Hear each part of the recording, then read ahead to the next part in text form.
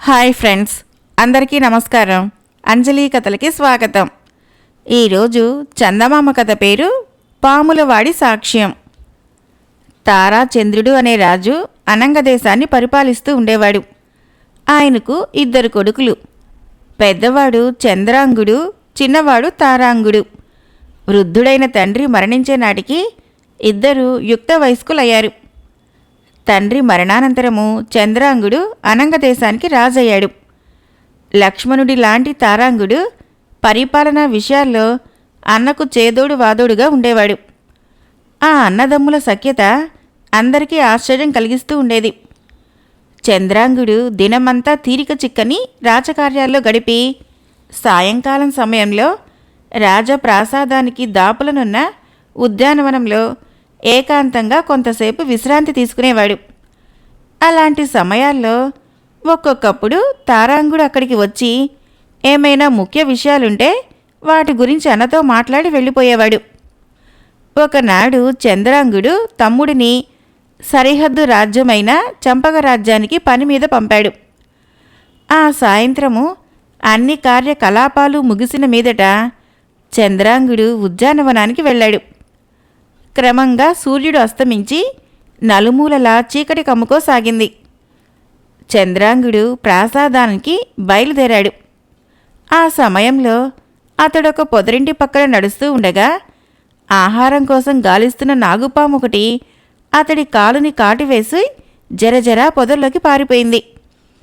పాము కాటువేయగానే బాధతో చంద్రాంగుడు పెద్దగా కేకపెట్టి పడిపోయాడు. ఆ కేక వింటూనే భటులు అక్కడికి వచ్చి స్పృహ కోల్పోతున్న చంద్రాంగుణ్ణి అంతఃపురానికి తీసుకుపోయారు. వైద్యులు ఆయనకు చికిత్స ప్రారంభించారు. సరైన సమయానికి ఆస్థాన వైద్యులు చేసిన చికిత్స వల్ల చంద్రాంగుడికి ప్రాణం దక్కింది గాని నోటి మాట పడిపోయింది. ఉద్యానవనంలో పాముల జాడ ఇంతవరకు ఎవరూ కని విని ఎరుగనిది. రాజుని హతమార్చడానికి ఎవరైనా కుట్ర పన్నారా అన్న అనుమానం కొందరికి కలిగింది.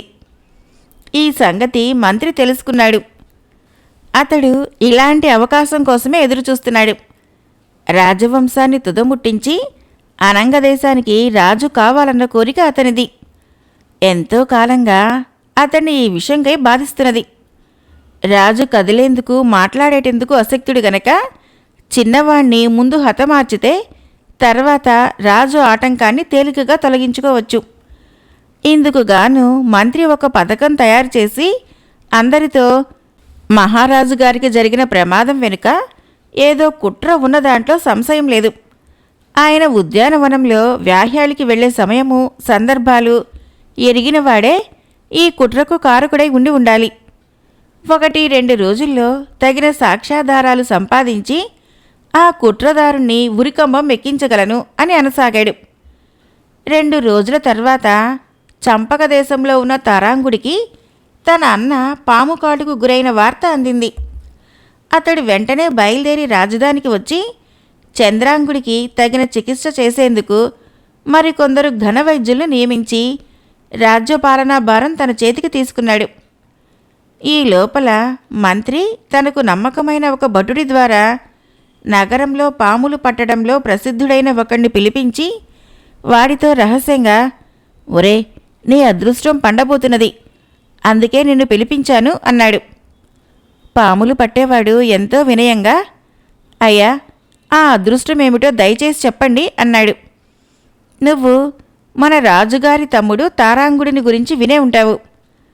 అతను 5-6 రోజుల క్రితం నిన్ను పిలిపించి కాటు వేస్తే మరణం తప్పనంత విషప్రభావం గల పామునొకటి కొన్నట్లు రేపు నిండు సభలో జంకు గొంకులు లేకుండా చెప్పాలి. మిగిలిందంతా నేను చూసుకుంటాను. పని ముగిశాక నీకు 5,000 వరహాలిస్తాను.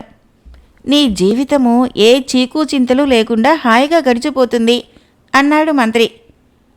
పాములు పట్టేవాడు, సరే, తమరి ఆజ్ఞ అని మంత్రికి నమస్కరించి వెళ్ళిపోయాడు. మర్నాడు నిండు సభలో మంత్రి సభికులను ఉద్దేశించి, మహారాజుగారిని పాము కాటువేయటం వెనక పెద్ద కుట్ర ఉన్నదని తగు సాక్ష్యాధారంతో నిన్ననే తెలుసుకున్నాను. మహారాజుగారు ప్రమాదవశాత్తు పాము కాటుకు గురి కాలేదు. ఇప్పుడు సింహాసనంలో ఉన్న తారాంగుడే పదవీ కాంక్ష కొద్దీ అన్న ప్రాణాలు తీసేందుకు ఒడికట్టాడు అన్నాడు. మంత్రి ఇలా చెప్పగానే సభలో పెద్ద కలకలం బయలుదేరింది. తారాంగుడు నివ్వెరపోయాడు. మంత్రి మందహాసం చేస్తూ, నిజమే, ఈ సంగతి మీలో చాలామందికి ఆశ్చర్యం కలిగించవచ్చు. నేను కూడా చాలా ఆశ్చర్యపోయాను మొదటిసారిగా విన్నప్పుడు. కానీ బలమైన సాక్ష్యాధారం లభించింది, పూర్తిగా నమ్మకం కలిగింది అని భటులకు పాములు పట్టేవాడిని హాజరుపరచమని ఆజ్ఞాపించాడు. పాములు పట్టేవాడు సభలోకి వచ్చి దిక్కులు చూస్తూ నిలబడ్డాడు. అప్పుడు మంత్రి వాడితో, ఒరే, నీకొచ్చిన భయం ఏమీ లేదు, నిజం చెప్పు అన్నాడు. తారాంగుడు ఈ జరుగుతున్నది నిజమా కల అన్నట్లు విస్తుపోయి పాములవాడి కేసు చూడసాగాడు. పాములవాడు ఒకసారి గొంతు సవరించుకొని, అయ్యలారా, నేను నిజంగా చెబుతున్నాను. రాజుగారిని ఆయన తమ్ముడు నిజంగా పాము కాటుకు గురి చేశాడో లేదో నాకు తెలీదు. కానీ మంత్రిగారు ఒక భటుడి చేత నన్ను పిలిపించి ధనాస చూపి రాజుగారి తమ్ముడు నా వద్ద నుంచి ఒక విషసర్పాన్ని కొన్నట్లు సభలో చెప్పమన్నారు.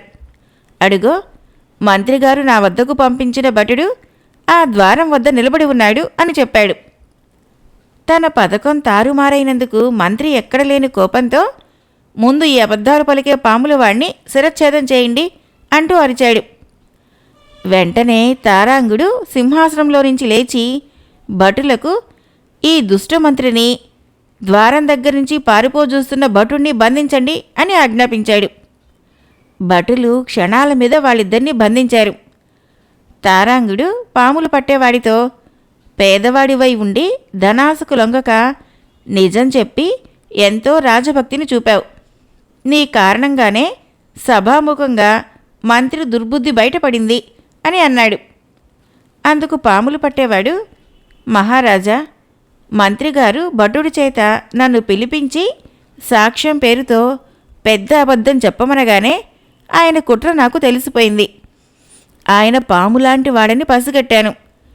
నా వృత్తే పాములు పట్టడం కదా. ఆయన చెప్పిన దానికి అప్పటికి సరే అని సభలో ఆయన కుట్ర బయటపెట్టాను అన్నాడు. తారాంగుడు వాడి మాటలకు ఎంతో సంతోషించి, నీ వంటి రాజభక్తి కలవాడు పాములు పట్టి బతకడం కాదు, మా ఆస్థానంలో ఉద్యోగిగా ఉండటం అవసరం అని వాడికి అప్పటికప్పుడే ఆస్థానంలో మంచి పదవి ఇచ్చాడు.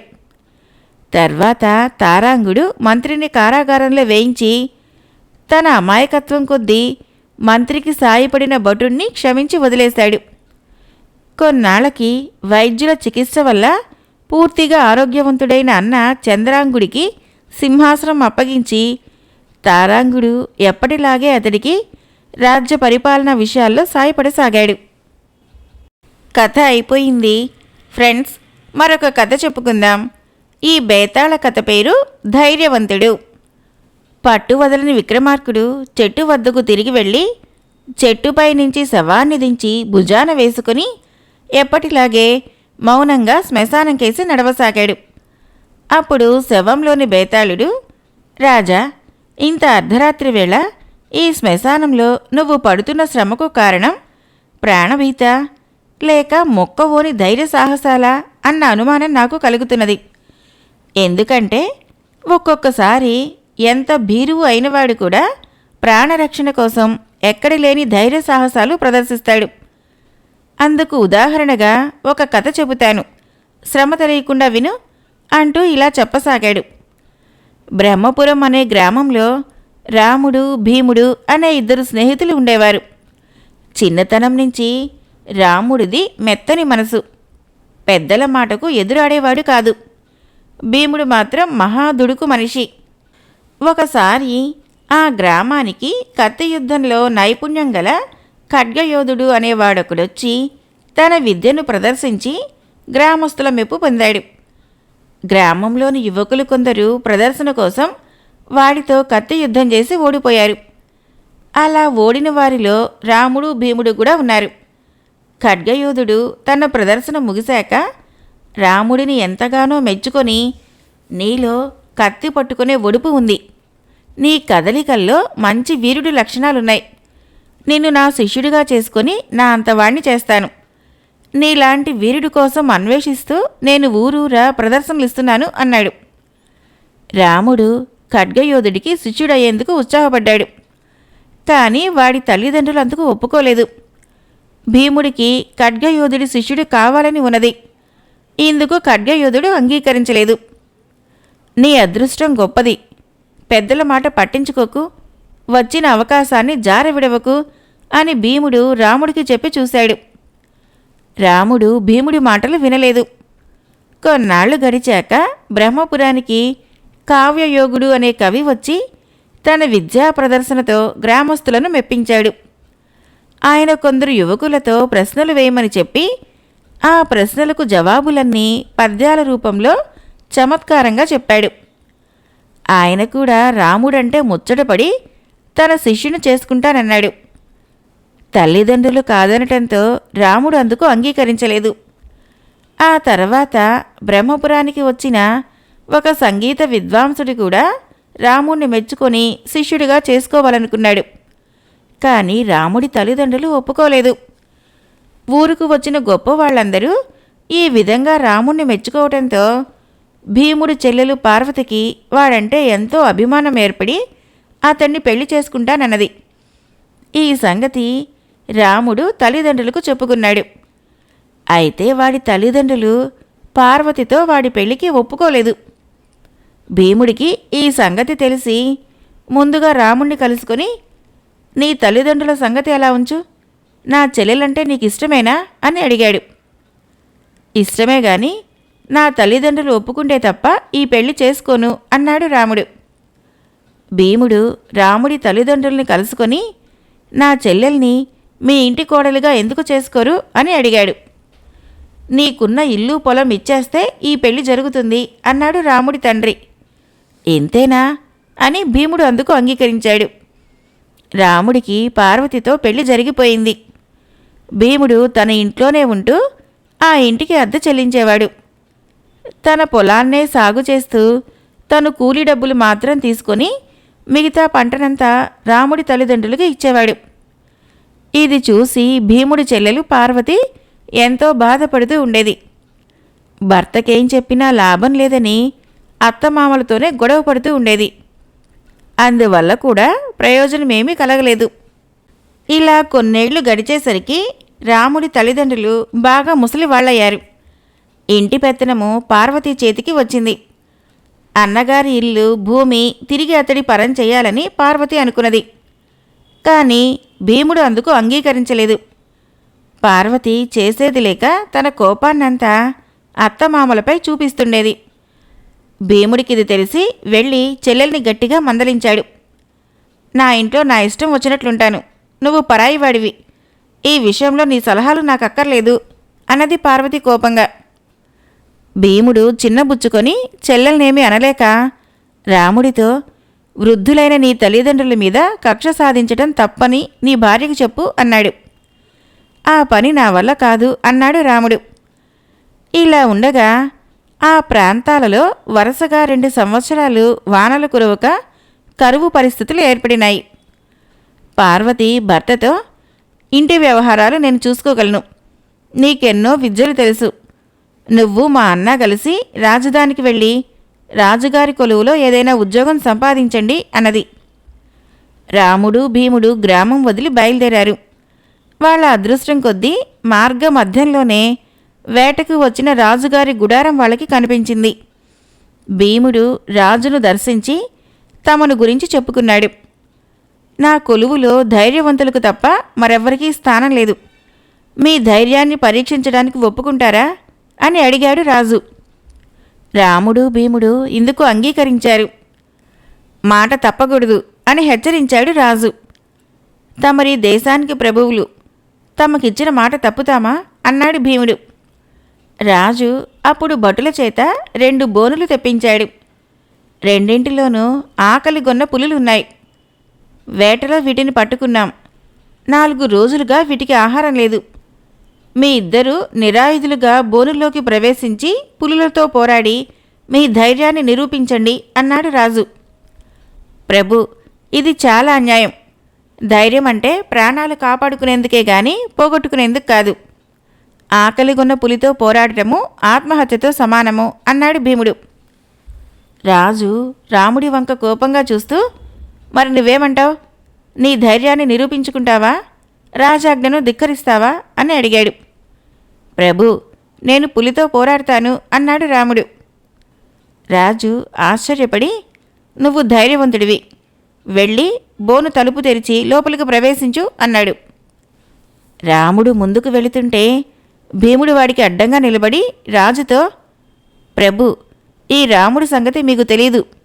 వాడు ధైర్యవంతుడు కాడు. తల్లిదండ్రులను ఎదిరించే ధైర్యం లేక వాడెన్నో విద్యలకు దూరమయ్యాడు. భార్యను అదుపులో పెట్టే ధైర్యం లేక వాళ్లను అష్టకష్టాలకు గురిచేసి మీ కొలువులో ఉద్యోగ సంపాదనకు బయలుదేరాడు. ఇప్పుడు మీ ఆజ్ఞను కాదనే ధైర్యం లేక తన ప్రాణాలనే బలిపెడుతున్నాడు. వీడు పోతే నా చెల్లెలు గతేం కాను? దేశాన్నేలే రాజుకు పౌరుల ప్రాణాలతో ఆటలాడటం తగదు. మీ కొలువుకు ఒక నమస్కారం. మా ఇద్దరిని ఇంతటితో వదిలిపెట్టండి అన్నాడు. భీముడి మాటలకు రాజు చిన్నగా నవ్వి అతడి భుజం తట్టి, నిజమైన ధైర్యవంతుణ్ణి మొదటిసారిగా చూశాను. ఈ రోజు నుంచి నా కొలువులో నీతో పాటు నీ బావమరిదికి కూడా ఉద్యోగం ఇస్తున్నాను అన్నాడు. బేతాళుడు ఈ కథ చెప్పి, రాజా, ఇందులో రాముడి ప్రవర్తనే కాక రాజు ప్రవర్తన కూడా నాకు ఆశ్చర్యం కలిగిస్తున్నది. రాముడు పరమ పిరికివాడన్న సంగతి మొదటి నుంచి స్పష్టంగా తెలుస్తూనే ఉన్నది. అలాంటివాడు ఆకలిగొన్న పులితో పోరాడటానికి ఎందుకు సిద్ధపడ్డాడు? రాజువాణ్ణి ధైర్యవంతుడని మెచ్చుకోక పులితో పోరాడ నిరాకరించిన భీముణ్ణి నిజమైన ధైర్యశాలని ఎందుకు అన్నాడు? ఈ సందేహాలకి సమాధానం తెలిసి కూడా చెప్పలేకపోయావో నీ తల పగిలిపోతుంది అన్నాడు. దానికి విక్రమార్కుడు, ఖడ్గవీరుడి నుంచి రాజు వరకు జరిగిన ప్రతి సంఘటనలోనూ రాముడి ప్రవర్తనలో పిరికితనమే స్పష్టంగా బయటపడుతున్నది. వాడికి ఏమాత్రమూ స్వబుద్ధి అంటూ లేదు. ఆత్మీయులు కానీ లేక అధికారం చలాయించగల వాళ్ళు కానీ ఏది చెబితే అది చేయటం వాడి స్వభావం. అందువలనే వాడు రాజాజ్ఞను ధిక్కరించే ధైర్యం లేక పులితో పోరుకు సిద్ధపడ్డాడు. భీముడు అలా కాదు. తనకి ఇష్టం లేని పని ఎవరు చెప్పినా వాడు ధైర్యంగా వాళ్లను ధిక్కరించగలడు. వాడు రాజాజ్ఞను ధిక్కరించడమే గాక ధైర్యంతో ఆయనకు హితబోధ కూడా చేశాడు. ఇది గ్రహించడం వలనే రాజు వాణ్ణి నిజమైన ధైర్యశాలివంటూ మెచ్చుకున్నాడు అన్నాడు. రాజుకు ఈ విధంగా మౌనభంగం కలగగానే బేతాళుడు శవంతో సహా మాయమై తిరిగి చెట్టెక్కాడు. ఫ్రెండ్స్, మరొక చిన్న కథ పేరు పరీక్షలు. ఒకానొక దేశంలో ఒక పేదవాడు ఎలాగూ సంసారం గడపలేక రాజు వద్దకు పోయి సహాయం వేడాడు. రాజు పేదవాడి కోరిక విన్న మీదట, నిన్ను 4 ప్రశ్నలు అడుగుతున్నాను. అన్నిటికన్నా వేగమైందేమిటి? అన్నిటికన్నా బలం కలదేది? అన్నిటికన్నా మెత్తనైందేది? అన్నిటికన్నా ఆనందకరమైంది ఏది? రేపటిలోగా ఈ ప్రశ్నలకు సమాధానం చెబితే నీకు సహాయం చేయటానికి ప్రయత్నిస్తాను అన్నాడు. పేదవాడు ఈ ప్రశ్నలను మననం చేసుకొని తిన్నగా ఇంటికి వెళ్ళి వాటికి సమాధానాలు తట్టక ఎంతో తికమక పడసాగాడు. అతని కూతురు 17 ఏళ్ల పిల్ల తండ్రిని చూసి, ఏమిటి నాన్న దీర్ఘంగా ఆలోచిస్తున్నావు అని అడిగింది. రాజుగారిని యాచించబోయాను. ఆయన నన్ను 4 ప్రశ్నలు అడిగి రేపటిలోగా సమాధానాలు చెప్పాలన్నారు. అటువంటి జటిలమైన ప్రశ్నలకు నేనేం సమాధానం చెప్పగలను అన్నాడు పేదవాడు. అతని కూతురు ప్రశ్నలు విని, దీనికింత ఆలోచన దేనికి నాన్న? అన్నిటికన్నా వేగమైనది గాలి, అన్నిటికన్నా బలమైనది భూమి. ఎందుకంటే ఎంత బలంగల ప్రాణులకు కూడా భూమే బలమిస్తుంది. అన్నిటికన్నా మెత్తనైనది చెయ్యి. హంసతూలిక తల్పం మీద పడుకున్నవాడు కూడా చెయ్యి ముడిచి తల క్రింద పెట్టుకుంటాడు. అన్నిటికన్నా ఆనందకరమైనది నిద్ర. ఇంక దేనిచేత పోని దుఃఖం కూడా నిద్రలో పోతుంది అన్నది. పేదవాడు ఈ సమాధానాలకు సంతోషించి మర్నాడు ఉదయమే రాజు వద్దకు వెళ్ళి సమాధానాలు 4 చెప్పాడు. ఈ సమాధానాలు నీ అంతట నువ్వే తెలుసుకున్నావా, లేక ఎవరైనా నీకు చెప్పారా అని రాజు అడిగాడు. నా కూతురు 17 ఏళ్ల పిల్ల చెప్పింది అన్నాడు పేదవాడు. రాజు ఆశ్చర్యపడి, నీ కూతురు అంత తెలివిగలదా? అయితే ఈ పోగు తీసుకొని పోయి నీ కూతురికిచ్చి రేపటిలోగా దీనితో నాకొక జరీ ఉత్తరీయం నేసిపెట్టమను అని జానెడు పోగొకటి పేదవాడికి ఇచ్చాడు. పేదవాడు హతాశుడై ఇంటికి తిరిగి వచ్చాడు. తండ్రిని చూసి కూతురు, ఏం నాన్న, రాజుగారికి నీ మీద ఇంకా దయ కలగలేదా అన్నది. ఆయన ఇంకో పరీక్ష పెట్టాడు. ఈ నూలు పోగుతో రేపటిలోగా నువ్వు ఆయనకు జరీ ఉత్తరీయం నేసి ఇవ్వాలట అన్నాడు తండ్రి. అదెంత భాగ్యం నాన్న, నువ్వొక చీపురు పుల్ల పట్టుకొని వెళ్ళి రాజుగారికి ఇయ్యి. దీనితో మగ్గం తయారు చేసి ఈ సాయంత్రంలోగా ఇవ్వమను. జరీ ఉత్తరీయం అలాగే నేసి పెడతాను అన్నది పేదవాడి కూతురు. పేదవాడు చీపురు పుల్ల ఒకటి తీసుకొని రాజుగారి వద్దకు పోయి కూతురు చెప్పిన మాటలే అన్నాడు. రాజు క్షణం ఆలోచించి, ఏమో అనుకున్నా, నీ కూతురు చాలా ప్రయోజకురాలే. 100 కోడిగుడ్లిప్పిస్తాను. వాటిని పొదగబెట్టి రేపు ఉదయానికల్లా పిల్లలు చేయించి నా వద్దకు పంపమని నీ కూతురుకు చెప్పు అన్నాడు. ఇదంతా ఏదో ప్రమాదానికే వచ్చిందని భయపడుతూ పేదవాడు 100 కోడిగుడ్లు తీసుకొని ఇంటికి తిరిగి వచ్చాడు. అతని కూతురు మాత్రం నిశ్చింతగా ఆ గుడ్లతో అట్లు, కూర, పులుసు వగైరాలు చేసి 3 పూటలా తండ్రికి పెట్టి తాను కూడా తినది. మర్నాడు ఆమె తండ్రితో ఈ విధంగా అన్నది, నాన్న, రాజుగారి వద్దకు పోయి గుడ్లన్నీ పొదిగాయని చెప్పు. అయితే కోడి పిల్లలు ఏ ఆహారము ముట్టడం లేదని, ఒక్కరోజు వ్యవసాయంతో పండిన ధాన్యం తప్ప అవి తినేటట్టు లేవని, అలాంటి ధాన్యం ఉంటే ఇప్పించమని అడుగు, లేకపోతే కోడి పిల్లలన్నీ చచ్చిపోతాయని చెప్పు అని చెప్పింది. పేదవాడు ఈ మాటలే రాజుకు చెప్పాడు. రాజు చాలా సంతోషపడ్డాడు. ఆయన వాడితో, నీవు ఇంటికి వెళ్ళి నేను 2 గడియలలో మీ ఇంటికి వస్తున్నానని నీ కుమార్తెతో చెప్పు అన్నాడు. ఈ సంగతి తెలియగానే పేదవాడి కూతురు ఇల్లంతా అలికి ముగ్గులు పెట్టి గడపలకు పసుపు రాసి మండిగానికి పచ్చతోరణం కట్టింది. కాసేపట్లో రాజుగారు గుర్రం మీద వచ్చి పేదవాడి ఇంటి ముందు గుర్రం ఆపాడు. కానీ దిగలేదు. రాజుగారిని ఆహ్వానించటానికి రాబోతున్న పేదవాడి కుమార్తె కూడా వాకిలి గుమ్మం దాటబోతూ ఒక కాలు మాత్రం బయట వేసి ఆగిపోయింది. గుర్రం మీద ఉన్న రాజు ఆ పిల్లకేసి చూసి, అమ్మాయి, నేను దిగి మీ ఇంట్లోకి రాబోతున్నానా, గుర్రాన్ని నడుపుకొని ముందుకు సాగబోతున్నానా అని అడిగాడు. పేదవాడి కూతురు చిరునవ్వు నవ్వి, మహాప్రభు, మీరు నాకన్నా గొప్పవారు, తెలివిగలవారు, చదువుకున్నవారు.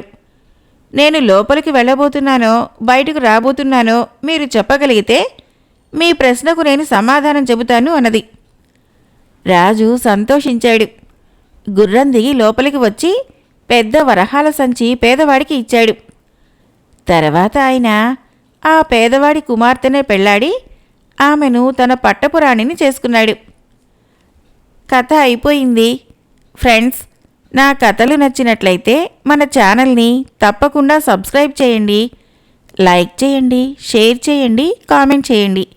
Thank you.